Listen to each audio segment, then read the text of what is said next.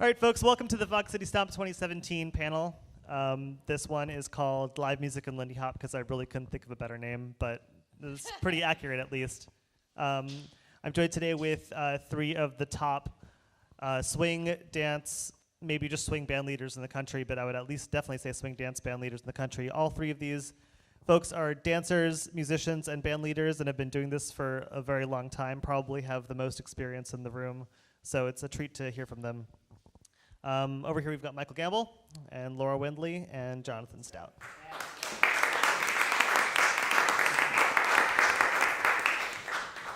So we're going to go through some guided discussion. I've got some topics here that I thought might be interesting and that these folks might have stuff to talk about, and then we're going to get into some Q&A at the very end.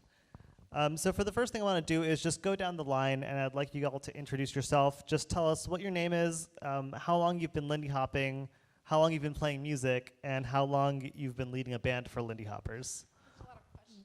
Yeah, just a lot of numbers. All right, ladies and gentlemen, my name is Jonathan Stout. This is the guided discussion panel. My name is Jonathan Stout. I've been Lindy hopping since 1996. I've been playing music since I was in 6th grade, which I think was 1992. But swing dancing really made me play this kind of music. And I've been playing swing music since about 2000, and I've been leading a band since 2002. So that's 15 years. I just forgot all the questions. Okay, I'm Laura Windley, and oh my God, what? You have a cheat sheet. Okay, When Nirav emails you stuff, you look at the email. I have It's been not. out all day. Like, I haven't even finished eating my dinner. So anyway, I haven't even had dinner. Moving right along. So, I co-run the Mint Julep Jazz Band with my husband Lucian Cobb, and I've been Lindy hopping since 1998. Well, no, actually, I can't say that. I've been swing dancing since 1998. I've probably been Lindy hopping since 2001, maybe 2000. And then I've been performing music, if you count like the children's church choir, like since I was like 5, and I stood up and sang a solo. My mother was very proud of me. But I mean, I started taking piano lessons shortly after that. So then, and then, what was the last question? Band leading. My husband and I started the Mint Julep Jazz Band, I believe, we conceived it in 2011 and launched it in 2012.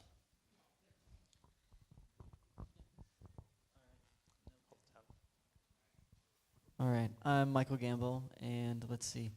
I started swing dancing in 2000, and we're close to the same generation. It's not often I'm in a room with a bunch of people that have been dancing longer than I have, so that's pretty awesome.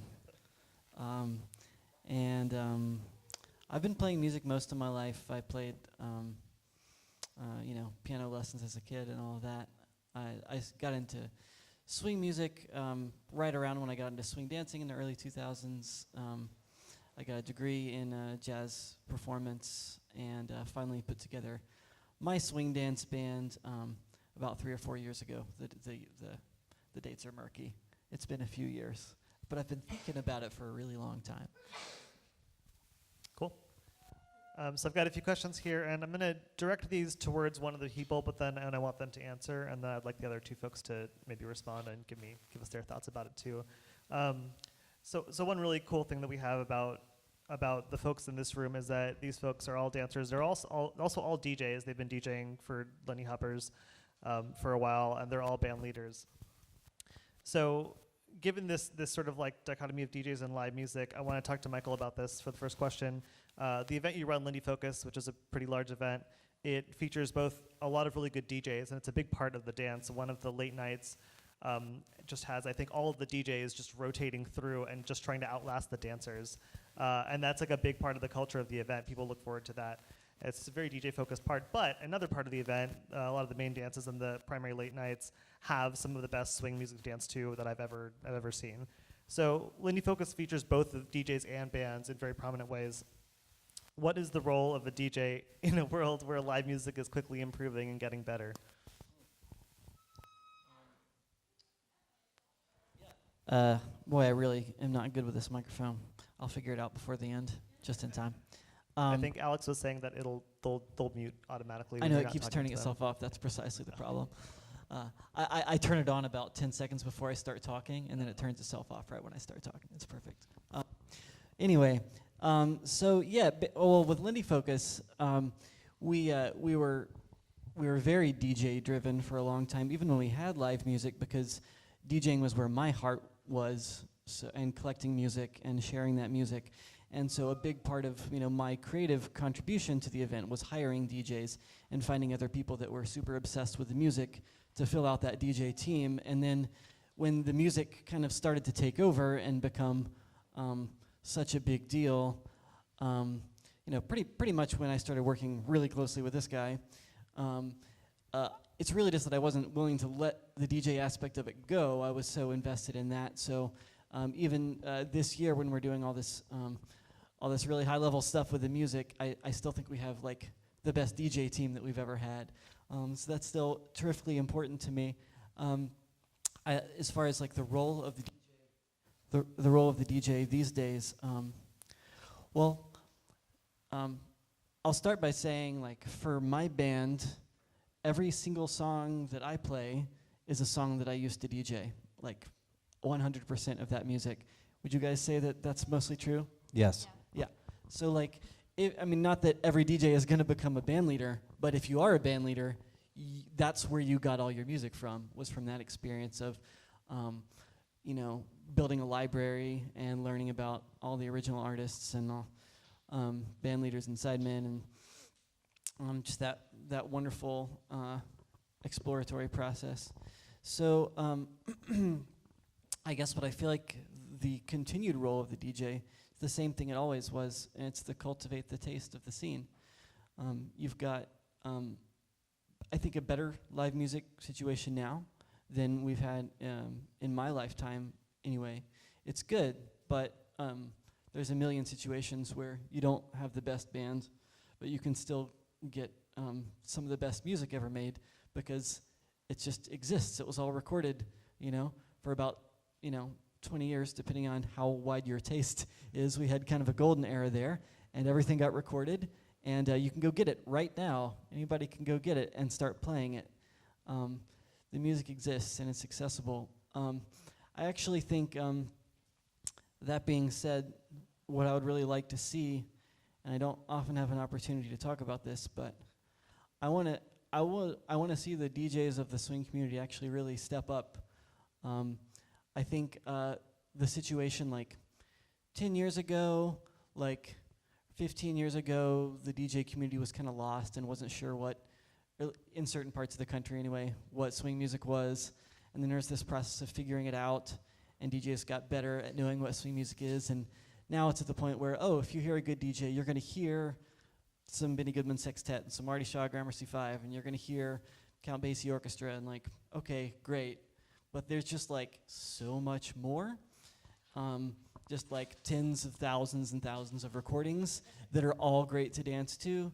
And I just think that there's so much room to just widen that pool of stuff that we're dancing to. I was prepping my DJ set tonight. Thank you for inviting me to DJ, by the way. It's my second time all year that I've gotten to DJ. I was free. You could have asked. But he didn't. I think Laura was free too. She could have done it. I'm DJing too. Next time. You know what? That's fine. Okay, I see how it is.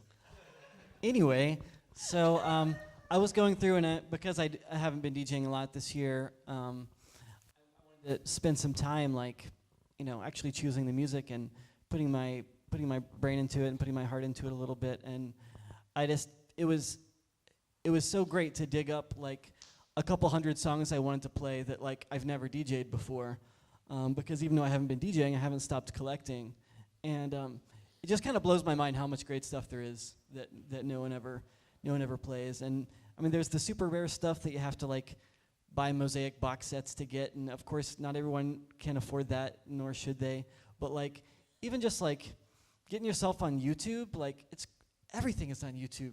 Like it's not great quality, but like that'll tell you what's out there. You go and you find stuff on YouTube that's like somebody that played with this person, that played with this person, that played with this person, and then go figure out where to get the CD. But use YouTube as your discovery point, There's just so much. So what I really want to see is more and more DJs digging stuff up and like finding the next musical obsession of the swing scene. Like what's it going to be? Like, what are the bands that are you might just protest this statement, but what are the bands that are as good as Benny Goodman Sextet? That we don't know about. And I'm telling you, they're there, just waiting to be found. Well, there's so many deep catalog, obscure things that you can find that have become part of the DJ rotation. Like I remember when Alan Kerr introduced me to the Benny Goodman late 40s Behave Yourself. Behave yourself. Like that's a solid dance floor filler, and now I hear that all the time. And obviously that's Benny Goodman. It's obscure Benny Goodman. It's actually rather hard to find comparatively. But there's so many rare gems that we don't know yet. And we were just talking, oh God, it was almost a year ago now, but we're talking about this keynote stuff, the Corky Corcoran stuff. And on that same CD is that where the J.C. Hurd tune we did last night came from? So like there's literally so much material out there that even the swing DJs haven't gotten to yet that's good. Now, not all of it is good. And the challenge of the swing DJ is balancing novelty and discovery with do your job. Play music people can dance to. Play music people can hear. And that's obviously a challenge. So it sounds like that part of the job is similar to a band. You want people to be able to dance and hear the music, but y'all are saying the role of the DJ specifically is to find the stuff that we're not dancing to yet that can inspire us still, because there's a deep catalog out there. Yeah, and here's like a little truth bomb. All of our expectations of what is danceable and what tempo variety, song style variety, all of that we are accustomed to as modern day Lindy Hoppers is set by DJs. It is not in any way historically accurate. If you listen to a live broadcast from the Savoy Ballroom, literally the birthplace of Lindy Hop and the home of Happy Feet, it is not the most Lindy Hoppable program you've ever heard.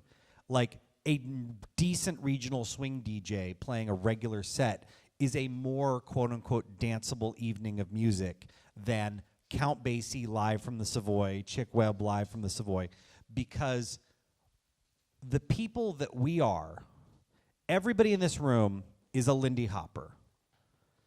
Not everybody at the Savoy Ballroom in 1939 was a Lindy Hopper. Regular people on dates would go out for an evening of entertainment. And not everybody wanted to dance to Harlem Congo. Not everybody was a Whitey's Lindy Hopper or a B-team Whitey's Lindy Hopper. So the culture that we've inherited is so hyper-focused on Lindy Hop and the very, very specific band of tempos and styles and lengths that are perfectly ideal for Lindy Hop. We've inherited this thing where we get exactly what we want all the time. And it's anachronistic. I know we are. And it's totally anachronistic. It's not historically accurate. So, that's one of the things about the DJs is we have to recognize they set the pace. And I think every one of us has used our DJing experience to learn how to program a band. And I know for me, my band is primarily for dancing, not for listening or for jazz or for an artistic expression. Job number one is playing dance music for swing dancers. And so if you fail at that, even if you're making art, you've failed. That's my perspective. I don't know if you guys feel the same way. That's pretty interesting as folks that I think all three of you are one of your values is like authenticity, and Jonathan, I think you've called it being the real deal, but really we're all doing this thing that's actually not in some ways. We're picking and choosing, but we're Sure. picking from real stuff. Yeah, we're taking, yeah. Laura, do you have any truth bombs for us? I was just gonna. This is a conversation that I've had with the musicians that I work with in Durham. Lucian, my husband, is not a dancer, but he understands that we are providing a service, and so he's not necessarily. I mean, he's in this for the art to the extent that it fits into the service we're providing. Laura, just so you know, this is my question for you that's coming up next. So Do we want to go there, Phil? Do you want me to finish? yeah, my we can move on to that. But if that's what you'd like to talk about, we can just go on to that next question. Oh, I mean, when Jonathan made me think of that. Right. Well, we can go to the next question. What is your next question? My next question, Laura, is Yes. that the other night when we were talking about how you and Lucian think of your dance band as more of a service and not the show. And Right. I'm curious to see how that informs your DJing and band leading, especially like specifics like, song length and choice and those kinds of things, how you structure a night. How do you structure it knowing that or feeling that you're the service for the room and not necessarily the show? Okay, so within this providing the service, I'll talk about first the struggle that we've had with the guys who want to put on the show, and that's definitely from a more modern jazz standpoint, where they have a lot of open choruses to express themselves and sort of like balancing their need to be expressive with the dancer's needs to not dance for 10 minutes. Can you tell us what an open chorus is or open choruses are? So if you had a song form, perhaps you would play the head, the melody, and there would be a nice little bit of arranging, and then it would open up for solos, and so that they would solo over the chord changes of the song, the melody. And so that's kind of a very simplistic way of performing, but within the song structure, they solo. Now, and we're probably even more limiting because Mint Julep does a lot of transcriptions and reductions of big band arrangements, which are even more limiting in terms of the amount of time that you get to solo. So a lot of our guys are just like, I want to stretch out, I want to do this thing, and we're like, that's not what we're doing. And they just want to keep soloing. We're providing a service. So I don't know that a lot of them have gotten that yet. I still get some resistance from them about like, why don't we do this thing? And I don't know if it's sunk in with some of them that that's not what we're doing. So in terms of how the providing a service, you look at it, you look at your audience, and as a DJ, I know the expectations of what they expect to hear in terms of song length, in terms of a tempo range, and you sort of program your tempos based on the audience, program certain songs based on the audience, and so part of it is also knowing your audience and knowing what kinds of dances they do and their skill level and sort of factoring all of that into a set list. Song length, I would sort of err on the side of it being shorter rather than longer because we're all used to dancing to DJ recorded music, which had its own technical limitations at the time a lot of this music was recorded. So let's see, other factors. I don't know, you asked a lot of things. I'm terrible at losing a train of thought.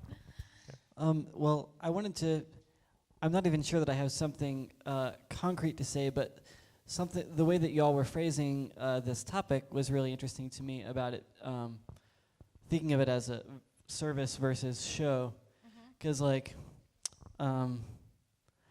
guess it seems to me that there's a way to do both of those. Like the format that actually all of our arrangements have stuff in common because we all transcribe. We all take stuff from the old records, and one of the things that is really common is the solos are there, but they're just in a little box, right? They're really short. And what that requires the musicians to do is to show up and say something good really fast and be done and then move on. And yeah, hurry up and get to the point thing, which is, a more modern jazz musician is used to, in fact, is intentionally disciplined to take their time and feel out their ideas and to let it come sort of more naturally, but I think there's a show aspect to performing within that constraint, you know. It is primarily a service for sure, but I think it's amazing when you do find the musicians, or when you can get your crew into the headspace to just like show up and do the thing for 16 bars. I think it can be something that musicians can really sink their teeth into, but I think that struggle and searching for those moments is like the hardest thing we do. So there's one way to look at it, which is that you're constraining the musicians to this dance service. And that's one perspective that feels limiting. But another perspective is that when you say, instead of you just get to go play however long you feel and just stop when you're done, and then the next person will just go for however long they're going to go. There's another thing, which is you get to script kind of an arc. And I know that, like, given most normal musicians, that if, say, I've got a tenor player and a trumpet player, and the trumpet player is in a mute, that the trumpet player is probably not going to be as dynamically loud as the tenor player. So that if I know, if I go, you should start with the trumpet who's in a mute and then go to the tenor player, it'll probably create an increase in the dynamic level and the excitement by sequencing them one and then the next. And the same thing, like a piano, well, that's usually going to be quieter than almost anything else. And you can kind of create an arc, like, oh, shh. And one of the things that all of the old recordings that we base so much of what we do on is they have an arc, they have a story, they have a reason for being. And I joke that there's like, it's like Joseph Campbell, and they're like archetypical myths. There's the hero's journey, there's the Messiah one, there's this one. And like I joke that like 90% of the arrangements I have, either I call a there and back, which is like the medium tempo, where it starts kind of medium dynamics, medium excitement. It builds to something about 3/4 of the way through, and then it goes back again. And then the faster ones, I tend to realize they kind of need to start medium up, already kind of going, peak about 2/3 of the way through, and then shh, surprise, and then wow, loud again. So like if you were to graph every one of our arrangements on 4 albums, like they almost all do that in one way or another. And it's because in the way that storytelling has archetypes for a reason, because they connect, they make sense, their structure. 3-act structure in a movie works for a reason. It's the same thing. That kind of structure in a song, we are all live choreographing to react to what is happening. And on the one hand, something that's completely unconstrained can go to interesting places. On the other hand, sometimes it can be onanistic. Thank you. I'm glad everybody got that. Thank you. How diplomatic of you. It can be self-indulgent, shall we say. But sometimes it can just not go somewhere. And the thing is, the fact that there's a structure and kind of an arc and like kind of an underpinning to it means that, you know, we can all kind of follow a journey, and we can all kind of like, okay, it's getting louder. I'm going to go from closed position to open position, or whatever the response you're going to do. And what's funny is all of those old benchmarks have that baked into them, because you're based on a 78 RPM record, and that the song can only be so long before the record runs out. And if you've got 3 horn players and you've got to fit a solo for each one of them, they can only be so long.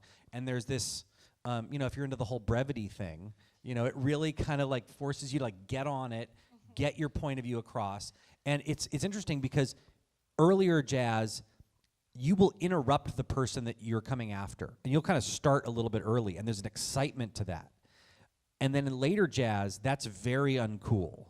You wait until the person's done, and you may wait like a couple bars, a couple seconds until they're done, and then you go in.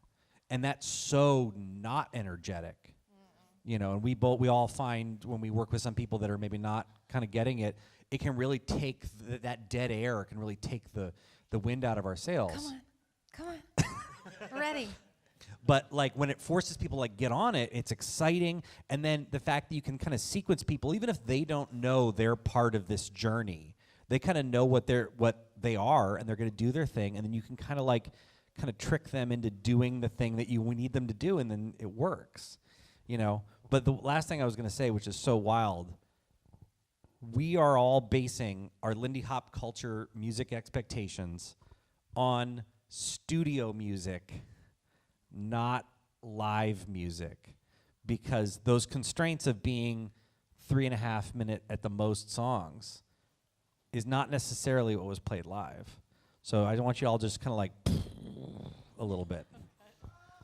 To Laura and Michael, do you all find that your arrangements follow the same one of those two kind of formats, where either you go somewhere and come back again, or you are going somewhere and you take a break in the middle? I'm sure there's more than two. I'm limited. Or do y'all have other ones that you're like, oh yeah, no, there's this third one that I always return to? I'm trying to think of. I feel like, I mean, vocal tunes obviously have a slightly different format, so I'm gonna say that there might be some different journeys with vocal tunes. Like 6 Jerks in a Jeep, I basically don't stop singing lots of words the whole time. But I think that's the idea, because you're supposed to be in a Jeep and you're just jumping along. So maybe that's another example. But does But then that's like a thematic thing. But It's does that song have some kind of structure to the way you're singing, and it peaks at some point and then stops, or is it just nonstop the whole way through? Shh. There's a little bit of a, so we're maybe we hit like a smooth patch of the road, like where she kind of smooths it out, and then we're back on the Jeep. Okay. So this is kind of a Mussorgsky pictures in an exhibition kind of visual rendering of music into. Yes. Awesome. I like to be active in my singing. I have visuals. I was just going to say, way to reference like early 20th century avant-garde Russian music. Modest Mussorgsky. No problem. Yeah, I think most of the stuff that we do follows those same arcs. I mean, his Campus 5 / Grand Slam Sextet book, I mean, we play most of those tunes too. So literally they follow the same arc because they were transcribed from the same source. Yeah, and there probably are. I'm just gonna not, because it's okay. And yeah, they're probably more like 7 or 8 shapes or something. But I wanted to speak real quickly to the basing everything off studio performances, because something that I've started to do more, and I think maybe I learned it from being on the bandstand with you a few times, that it's great a couple of times per set to break that rule. Not too much, but like maybe for the last tune of the set, or maybe sort of a peak moment in the middle, to break the 3-minute rule and like just let a song go somewhere a little bit further. Not all the time, not totally self-indulgent, especially if it's a moment where like a dance jam has happened, or if the crowd has actually stopped dancing and come up to the stage, which happens sometimes too. It's nice to suddenly not feel married to those 3-minute arrangements. And it there's an authenticity to at least nodding to that fact that the band's actually stretched out a lot more in live performance. So I don't personally want to feel like I have to do 3 to 3.5 minute songs all night. I want to intentionally look for moments to break that rule. Like most rules, have a couple exceptions, you know. Well, we all have DJ songs in our sets or in our collections that are not exactly 3.5 minutes or less, but they're totally worth it. 1937 Benny Goodman St. Louis Blues. 5 minutes, 155, 153 beats per minute. Every minute of that is like totally worth it. So it seems to me like anytime it is authentic, it's organic, to break that and it's justified, it's like great. It's worth it. But we can't necessarily do that all the time. Now, I just want to, because we started off with this whole like, you're providing a service versus being the show. I know for us, job number one is make dance music, and if you're not making music that works well to dance to, it does not matter what cool notes you played or whether people were engaged and digging a show. Do you guys feel the same way that job number one is dancing? Job number two is make art if possible? Right. And I guess it's more, it's definitely, the focus is the music and engaging with the dancers, because if you're not engaged with the dancers, then, I mean, you're just playing music to a room of people going, this sucks. But also, and I feel like there's a certain amount of energy that you need to provide, and showmanship to the extent, but not to the extent that you become, you know, the show. This isn't the Laura Winley show where I tell my soliloquies, like, Oh my God, I would watch that show so hard. Getting their music out. Let's talk about what I had for breakfast today. You know, no, it's not about that. So I feel like in terms of also providing a service, it's more of a collaborative, and where we seek feedback from the audience constantly to make sure that we're providing the right service to the audience that we're performing for. That's all really interesting. We're going to move on in the interest of time. We're what? But what about in what the she interest had of for time, we're gonna breakfast? move on. I'm going to, Jonathan, ask you a question. If job number one is getting people to dance, it seems like you're pretty much nailing that with a lot of your bands, at least from an outsider perspective, from a lot of our perspectives. So what's next for you? What do you do? Where do you go from here? What do you, with your bands, what are you working on now? Where do you explore now? So I was visiting with this guitar player that lives up here, Tony Marcus. He's somebody that's been doing vintagey music for probably 50 years, since it was almost almost the original era. And I was sort of describing that problem of, like, you want to nail this stuff and really do it right. But at a certain point, Michael's right. Like, our repertoires are so overlapping, it's like kind of a joke. And it's because we both have awesome taste. And because that is the good stuff. And, you know, we are crate diggers. And I have so many songs that are on my to-do list to, like, dig that are, like, nobody else is doing. And then somebody else beats me to it. And I'm like, crap. But then again, like, we both recorded albums this year with Miss Brown to You and Sweets on them. And you know what? Fine.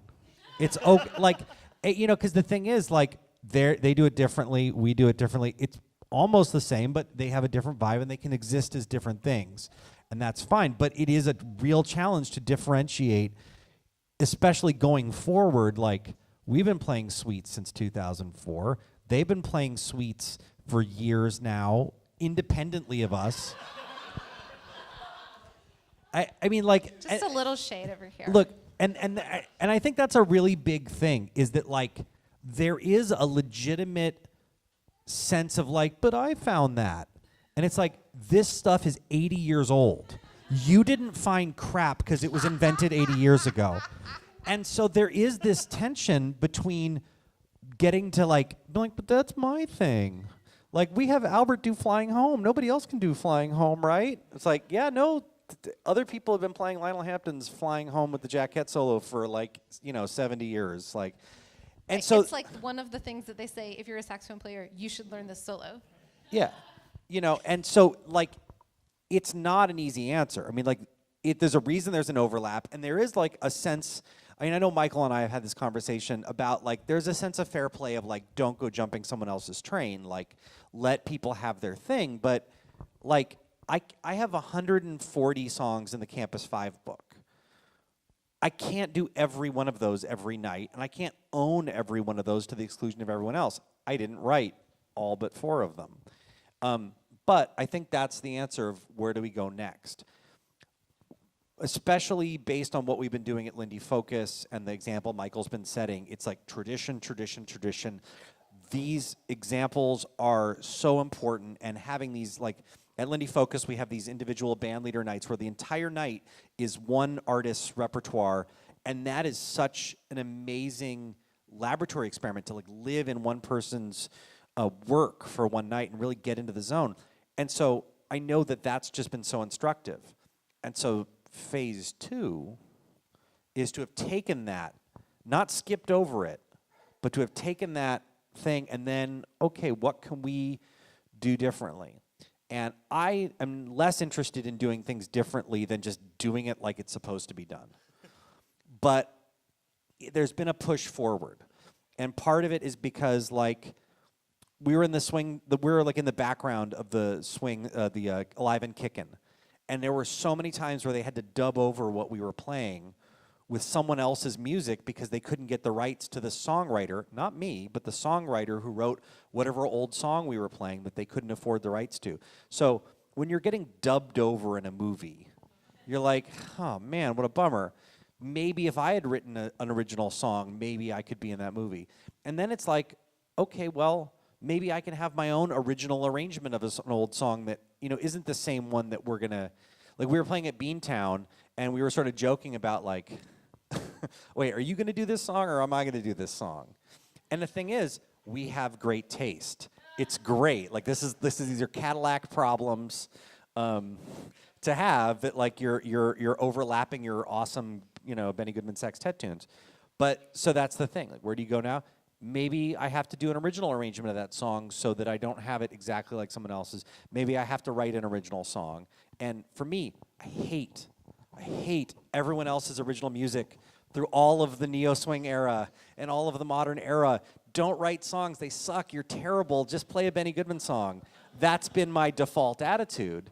But. And now I have to try. And I suppose my revulsion is the best way to, like, keep myself honest and not put out junk. But, like, it's terrifying to be like, for the whole time I've been, like, not cool with this. What? Okay, now we got to do that. But I feel like, especially the three of us are so grounded in the tradition and so respectful of it that if we need to move forward a little bit, you know, we at least have the proper respect to not kind of lose sight of what this is all about. I know I'm really giftedly bad at this. Okay, so I just wanted to say that what you're kind of not saying, but you're implying is like maybe the next thing is like original songwriting, and I wanted to say that I completely agree with that, but I'm not ready for like, okay, now here's the All Originals album for Rhythm Serenaders. Here's the All Originals album for Mint Julep Jazz Band and Campus 5. I think it's great. I think in my set tomorrow, I've got one song that I wrote in it. And I plan on writing another song or two this year. And then I go back to my transcription list. And I think there's probably not like a next thing that's like, oh, and now it all changes. I think it's more like we're going to keep doing this, and new stuff is going to grow out of it really organically. But when I see, and I promise I'm not thinking of any specific band, but every now and then it happens that like someone will like burst onto the scene with like, and here's all of my originals, check it out, it's all brand new, isn't this great? I'm like, you didn't spend enough time doing the thing. Like, spend more time and like gradually build up those originals. That's what I think is the next thing that's actually going to be worthwhile and that's going to catch on, is when the people that are like putting in a ton of time to get grounded in the classic stuff slowly start growing a repertoire of new stuff. Well, we have to encourage the inclusion of new music, not the, hey, look, this is a new thing that we should all care about, to the exclusion of everything else. And the novelty of new music should not overshadow its quality. Just because it's new doesn't mean it's good. Just because it's live music doesn't mean it's good. You know, when you have a music and you're like, and a live band, and you don't say who it is. The worst. Yeah, but, I mean, and that's important because when it's all the same, when everything is good, it means nothing is good because it's all the same. So we just need to like make sure that we appreciate when new music comes in, but like it doesn't make it better and it doesn't make it good. It has to be good on its own. And Benny Goodman's really good. Laura, what's next for you? Oh, what's next for me? So I guess bouncing off of this sort of original music discussion, my tenor player, Keenan McKenzie, who also plays with Michael a lot as well. Keenan.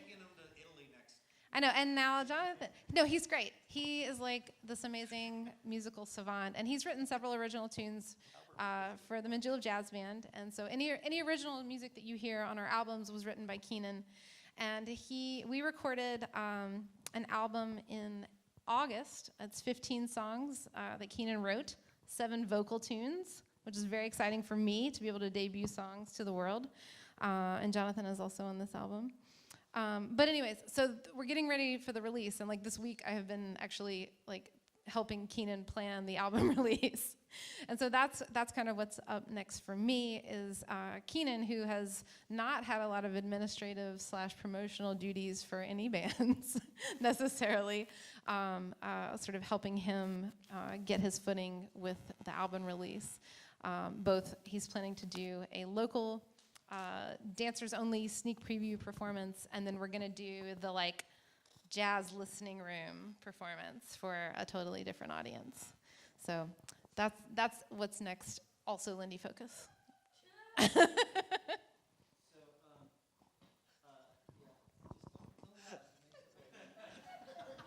What is even? Yeah, it turns itself off. I swear. Really? Yeah, mine does. Anyway, so I just want to say about Keenan's record, what's so amazing is that I'm just going to geek out about it because even though it's all originals, every song is kind of based on something else. It's like Easter eggs everywhere, right? So like there's a song that like if you really look at the structure of it, like it's Flying Home. And it's a song if you really look at the structure of it, it's Gone with What Wind. And it's like all these little references to stuff. So it's more pick a rib, maybe so.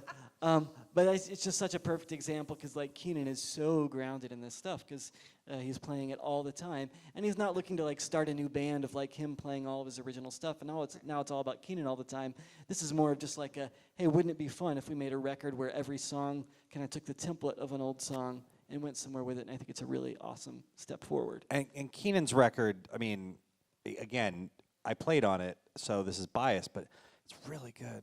And his song, and it like the ground. And I would also say with Josh's record, so Josh Colazzo put out an all original record, and again, like it shouldn't be about the novelty of that it's all originals. But the thing about Josh is that he spent the last 15 years playing swing music as authentically as possible, and he also spent a bunch of time transcribing a bunch of Ellington small group records, which really give this kind of baseline appreciation and knowledge and vibe, and you can tell his stuff is so influenced by that, and it's just like the grounding.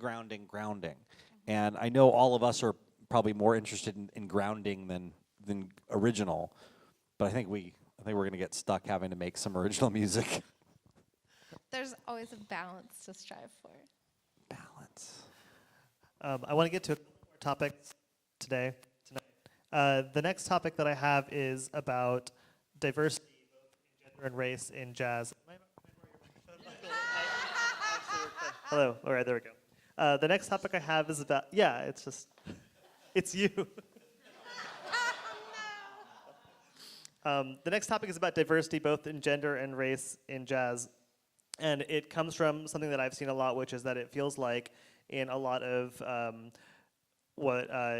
modern and mainstream jazz and world music type things, there seems to be a lot more diversity in gender and race.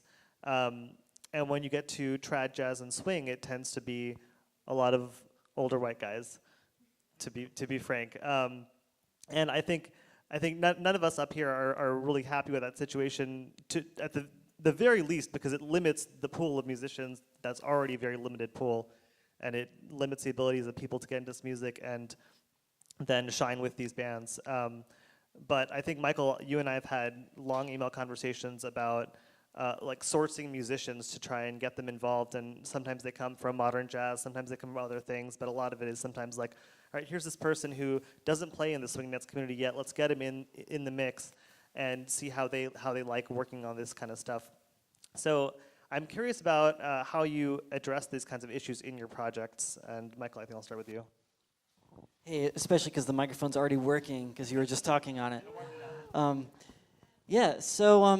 mean, I guess, first of all, maybe it doesn't go without saying for everyone that diversity and representation is like something we should strive for. So I just wanted to briefly say that any art form, I think, should be a reflection of the human condition.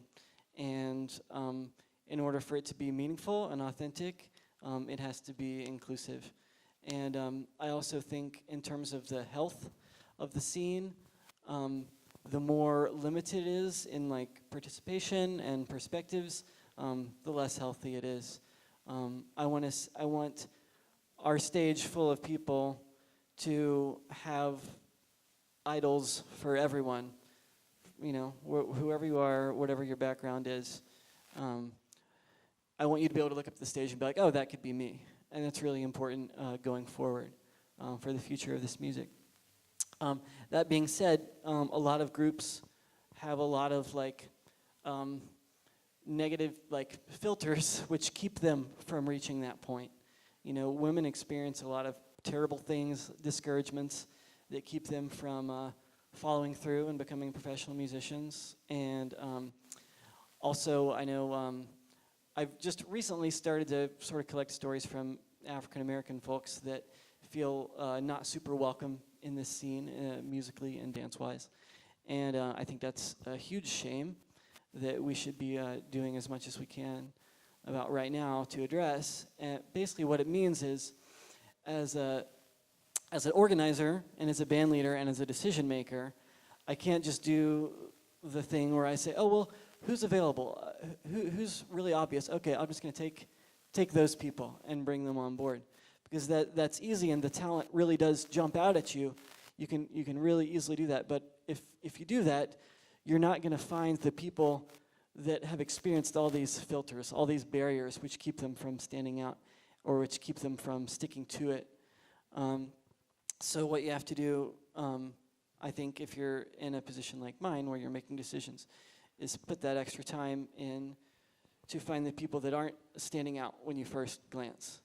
It means lots of conversations with like the kinds that we've had where we're just trying to find people and make our pool a lot bigger. And it's super slow and super frustrating, but it's not nothing. We've had some progress, and it's really just something that I've only been thinking about for a few years, and I think there's a lot that we can do with it and a lot that we should do. So I think as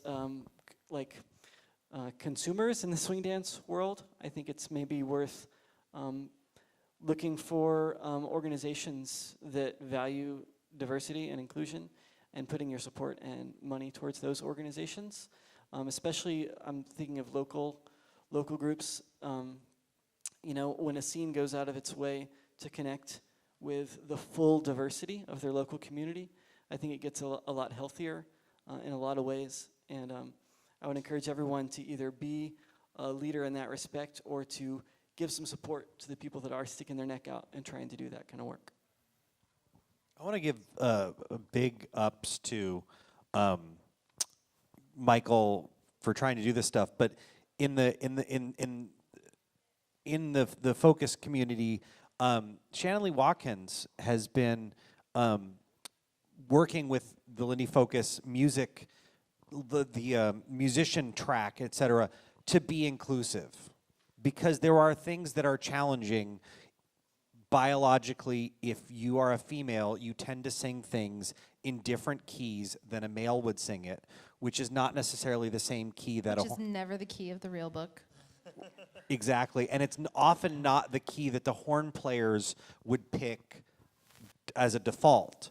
And so if you say we're to have like an agreed upon lead sheet book of just all the changes and the melodies to these songs that we can all sort of agree on, if not one of them's in a vocal key that, you know, somebody who isn't a horn player can play it in, or isn't a dude singing, that's not helpful. And you have to be like, hey, we should maybe make these resources available, because, you know, once you're like an advanced musician, transposing something into a different key is no big deal. But as we're learning, if everything is in a key that excludes the ability of a female vocalist to sing along, that's a big deal. And also included in that is the fact that, like, often ladies are only thought of as singers, which is not correct. And so, you know, embracing people picking up instruments of both genders, embracing people that are singers and treating them like musicians. One of my favorite jokes of all time is, how do you know the girl singer is at the door? You don't, because she doesn't know when to come in and she can't find the key.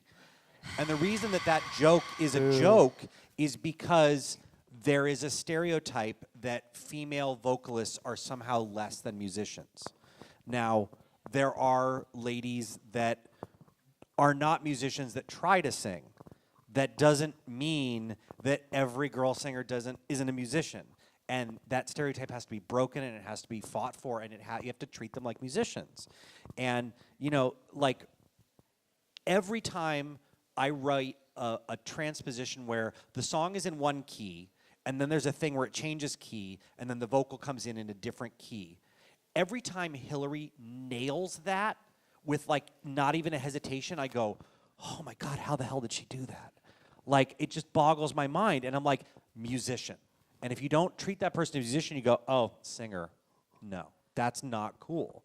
And so, like, we have to work to, like, fight that stereotype that girl singers are not musicians. This one, holy crap, musician. Amazing. Amazing. Thank you. Like Moonlight, if anybody is at Focus, we'll probably play it, right? What? Moonlight Serenade, No, 'cause we're not doing Basie the night. Count Basie one. Yeah, because we're not doing Basie Night this year. We'll probably play it New Year's Eve because it's a great tune. But there's this blind thing where it's in one key, and then the next bar, new key vocal starts.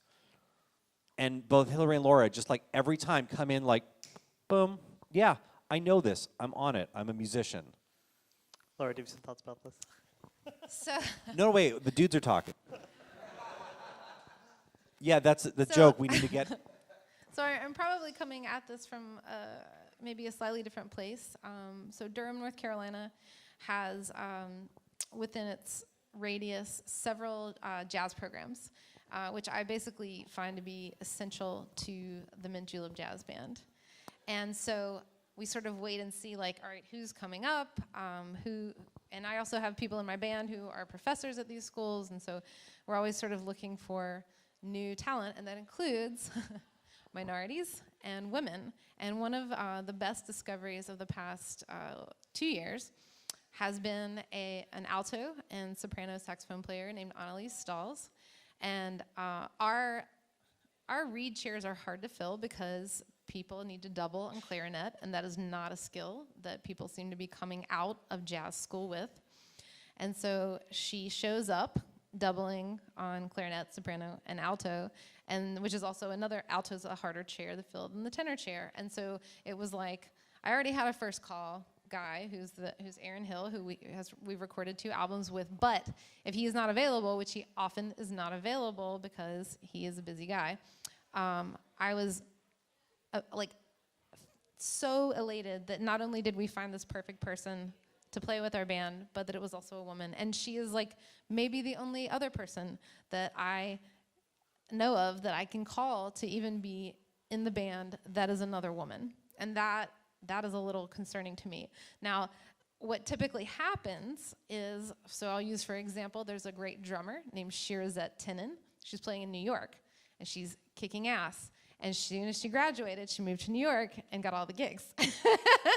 And so unless they stay in the area, we have this problem of we get to have them for a little while, but then we lose them when they graduate. Another issue locally with diversity is that a lot of our, obviously there are a lot of really good musicians of all colors and races, but particularly when I have tried to hire black musicians, and actually our first trumpet player was black, and Al got so busy, he started a jazz nonprofit, and they started a concert series, and now they run a giant festival called the Art of Cool Festival, and Al is no longer available to play Mint Julep Jazz Band gigs because he is off doing this really great service for our community and helping cultivate a jazz culture in Durham. Another example, another trumpet player named Lynn Grissett wanted to hire him, and then he got hired to play with Prince. So we're like, oh, this guy, we gotta hire this guy. And then it's like, oh no, okay, never mind. So I feel like some of this has been like a comedy of errors, but we're always looking, and I've got my ear to the ground because you always need new subs. You always want to find people who are interested in playing this music, regardless of where they've come from or who they are. And so we're always looking. I think we're going to move on to a little bit of Q&A because we're at time right now. We'll go a little bit over time. Are there any questions from the audience? Yes. Oh, awesome. Just yell it out. No, yeah. I was just going to say, I don't know if you have spoken to this already, but if you could speak to maybe innovation in a, I guess, imitative genre, if that makes sense. Because we're doing a lot of transcribing and stuff like that. Where does innovation play a part, and how does it play a part, I guess? Well, I'm never going to sound exactly like Ella Fitzgerald, ever. So we're not here to be imitators or parroters, or I feel like there's a lot of, you see a lot of like Sinatra tributes, and a guy comes out dressed like Sinatra, sounds just like Sinatra. Like we're not here to do that, and we can't do that. So we have to inject our own personality and skills and knowledge into what we're doing with our performance. Well, I think innovate is a loaded word because I think that means fundamentally changing what you're doing. And I'm never going to do it better than Benny Goodman or Count Basie or Chick Webb or Artie Shaw, or Duke Ellington. But I think there's a way we can do our own version of that and stay true to what it is. And I think the only innovation has been in modifying that tradition to fit this postmodern dancers that are basically DJ raised culture that we're in, where our expectations are of this hyper danceable music based on what a DJ can DJ versus what was historically accurate. I think literally that's the only innovation that I'm interested in, is just making that old tradition work for what we do. And it took me a long time to realize what an anachronism it is, but I'm fine with it, and that's baked into what I do, is that these are my people, and this is what we're here for, and that's what it's about. But I just want to do it within the tradition, and if I have to do songs that maybe I wrote or I did my own arrangement of, as long as they're within it and they're not going outside, it's like, that's what it's about. I think I said it great. Questions? I think this one was the next one that I saw from there. So you made 2 points tonight that were really good. One was that as DJs, you're fostering and nurturing the musical tastes of our community and helping us know what we're expecting to hear on the dance floor. And then you also made another point about diversity, racial as well as gender diversity. And I'm wondering where you connect those dots, where as a DJ, would you bring forward and specifically seek out music to play that might be from underrepresented groups? Like, are there any big bands that were majority women? Yes. The International Sweethearts of Rhythm. The International Sweethearts of Rhythm. And I know me personally as a DJ, I find that I DJ a lot more vocalists in comparison to other people who DJ, and that is just a personal interest of mine, but also like these voices should be heard. So I mean, I think the hard thing about diversity is it can't be about tokenism, and it can't be like, look, I played one. See, there you go, we're done. It has to be about actually bringing it in. So to the extent that it can be not just like, look, I played one all-female track, there, I'm done. That's important in bringing it in. But I think it just goes to the whole thing. Like, we need more swing music. We're doing a really great job of like finding really good swing music and having so much good among most DJs and a lot of these great tracks, but it's about what more. It's like, you got to find that Vivian Gary. You got to find that, oh my God, the Rose Room, Mary Osborne. And you do have to dig really deep, particularly for female instrumentalists, because they just did not have as many recording opportunities as men did. Right. So you have to do a lot Yeah, of they homework. weren't sought out for recording sessions. You know, they didn't get top billing. It was often thought of as a novelty act. So, I mean, when it comes to racial diversity, we don't have a problem finding that. For the most part, the bands that existed represent at least between black and white America pretty good. But women bands, yeah, they didn't have the status then, which means their stuff is crazy hard to find. So I'm sure people in this room know about Shannon Watkins' project recently, and she did a whole set of artists that were either like female band leaders or instrumentalists, and she made a great blog post about it. I'm sure Nirav will post a link to that on the Fog City Stomp Facebook group, and check it out if you haven't already. I actually spent the other afternoon going through that blog post and just going through every artist, like, do I know this artist? Yes, okay, cool. Do I know this artist? No. Who's that? And just like spend as long as I need to figure out who that person was. And I learned a ton from it. So even though it's hard to find, like, you know, it's worth the work. I would say a good jumping off point to start your journey is Sherry Tucker's book, Swing Shift, so the all-girl bands of the 1940s.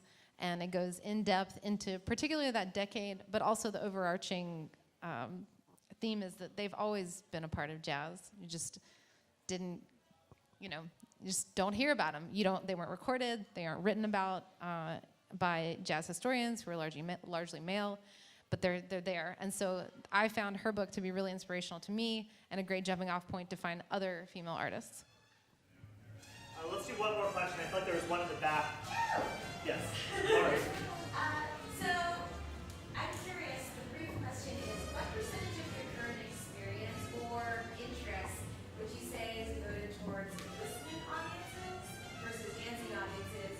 And second question, do you know any listening bands that you think would be great for dancers or don't currently play dancers? So I'll just answer the gut reaction stuff. So 100% of my interest is in stuff for dancers and basically 0% for listening. Ditto. Mostly. And as far as finding bands that are thought of as listening bands that I also want to dance to, I would say pretty much no. I think that there's just there's so much to explore within bands that have some kind of meaningful relationship to the dance floor, right? Even if it was a studio band, there's like musicians that they came up in an environment of playing for dancers, and those are pretty much the musicians that I'm interested in. So I'm going to say I play about 20% for a listening audience, and that could be a concert, or that could be mostly we're background at an event, you know, class in a can. Oh, I need a jazz band for my social event. In terms of bands that I'm looking for, so I am also the band booker for my local swing scene and our swing dance society. And so I am constantly not only on the lookout for musicians, because I need those for my band as well, but also for intact bands that are performing. And I get a lot of solicitations also from local musicians who want to perform for our local swing dance society. And I guess right now I wouldn't say that there's any one band that I'm like, oh, I want to eyeball them. But in the past, there have been bands where I would show up and I would be like, oh my God, if they would just play like slightly different range of tempo, add a few mid-tempo songs, like this could really work. And I have actually coached several local bands into becoming good local dance bands for us, which made me really happy. One thing that I would really like is for us to have a local big band to perform for dancers, just period. And I sort of experimented with that by doing an Ella Fitzgerald show locally for a listening, but then also listening and dancing audience. But the core members of this are from the North Carolina Jazz Repertory Orchestra. And what I can't get them to do, they have the technical ability to do this, but I cannot convince them that it is worthwhile to figure out 30 charts to perform for 3 hours. Like, that just seems like a beast that they are not willing to do for the money.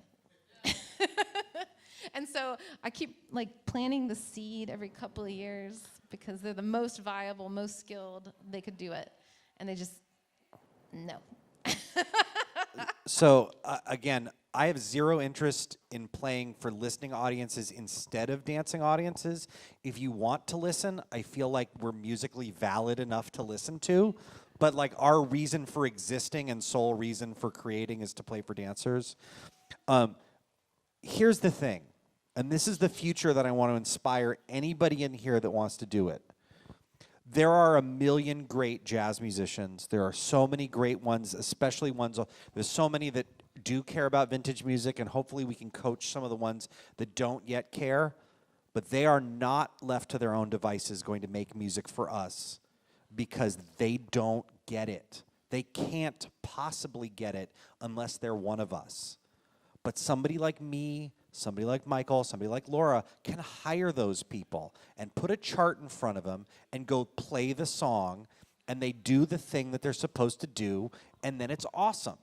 And like Michael was talking, we were having a conversation earlier about the idea that like we hired this guy Dan Barrett for Lindy Focus last year.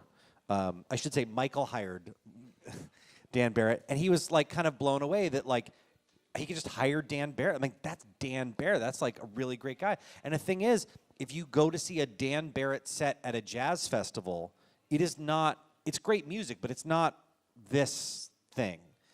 But you take Dan Barrett and you put him in your army and you point him at the thing and he fires at the thing and he blows it up and it's amazing.